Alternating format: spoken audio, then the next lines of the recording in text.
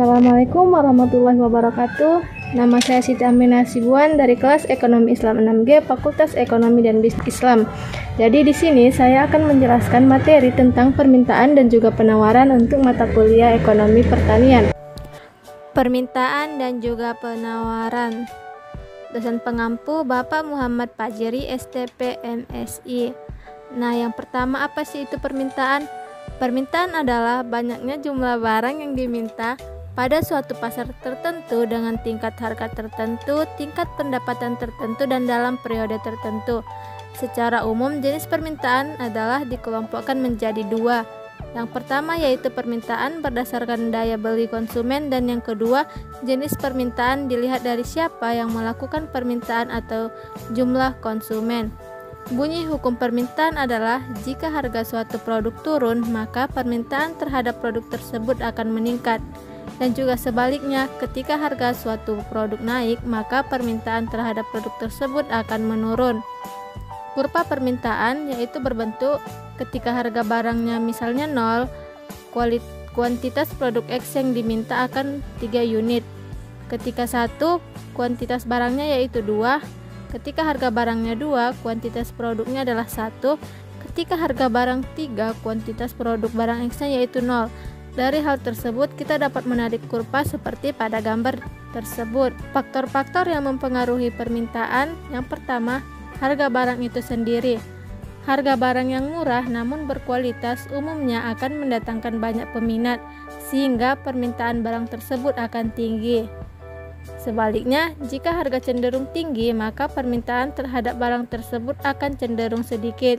Yang kedua, jumlah penduduk. Semakin besar jumlah penduduk suatu daerah atau negara, maka akan semakin tinggi permintaan suatu barang dengan harga tertentu. Yang ketiga yaitu harga barang pengganti. Apabila harga barang pengganti dan barang pelengkapnya turun, maka permintaan terhadap barang tersebut akan semakin berkurang. Namun, apabila harga barang pengganti dan barang pelengkapnya naik, maka permintaan terhadap barang tersebut akan meningkat. Yang keempat, tingkat pendapatan dan daya beli. Tingkat pendapatan konsumen akan menunjukkan daya beli konsumen. Semakin tinggi tingkat pendapatan, maka semakin meningkat permintaan terhadap suatu barang. Yang kelima, selera masyarakat. Jika suatu produk sesuai dengan selera atau kebiasaan konsumen, maka permintaan terhadap suatu produk itu akan meningkat.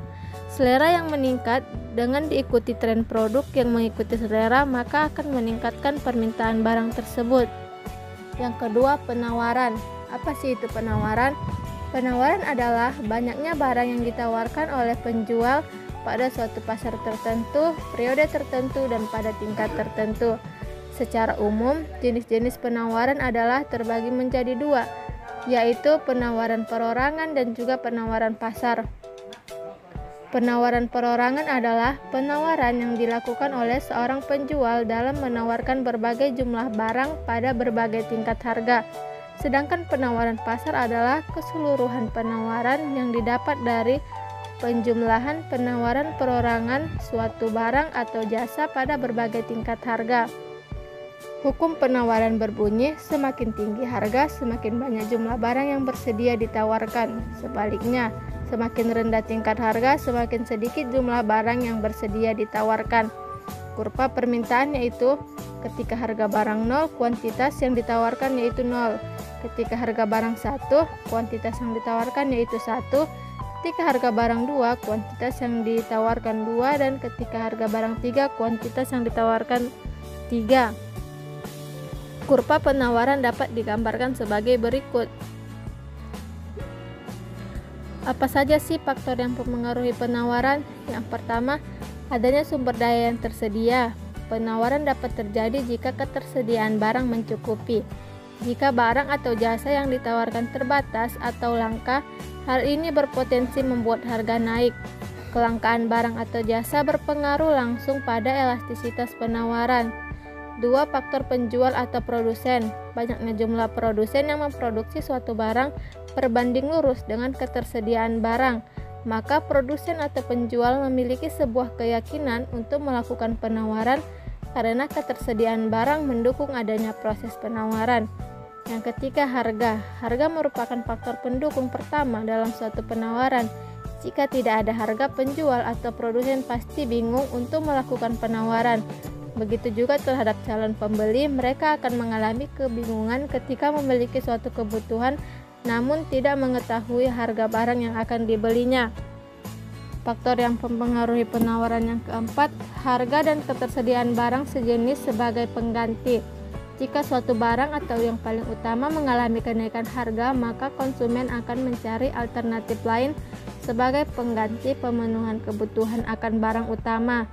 Yang kelima, biaya produksi. Untuk melakukan produksi, seorang produsen memerlukan modal untuk membiayai produksinya. Jika biaya produksi meningkat, maka harga barang akan menjadi tinggi. Akibatnya barang yang ditawarkan jumlahnya hanya sedikit.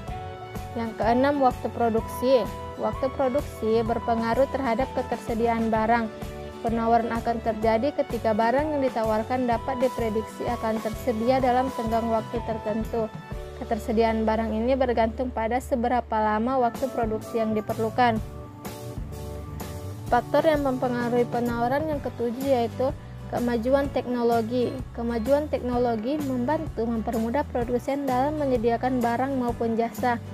Pemanfaatan teknologi dapat mempersingkat waktu produksi, meningkatkan kualitas produksi, dan juga meningkatkan kapasitas produksi dan biaya produksi dapat ditekan.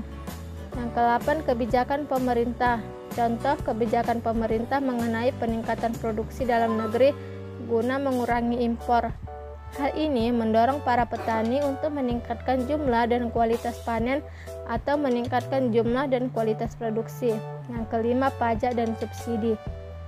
Jika pajak yang ditetapkan terlalu tinggi, maka produsen tidak dapat melakukan penawaran sehingga permintaan juga menurun. Sementara jika pemerintah menyediakan subsidi, maka jumlah produksi akan meningkat. Begitu juga pada sisi penawaran. Adapun contoh jurnal studi kasusnya yaitu permintaan dan penawaran bawang merah di Provinsi Sumatera Utara.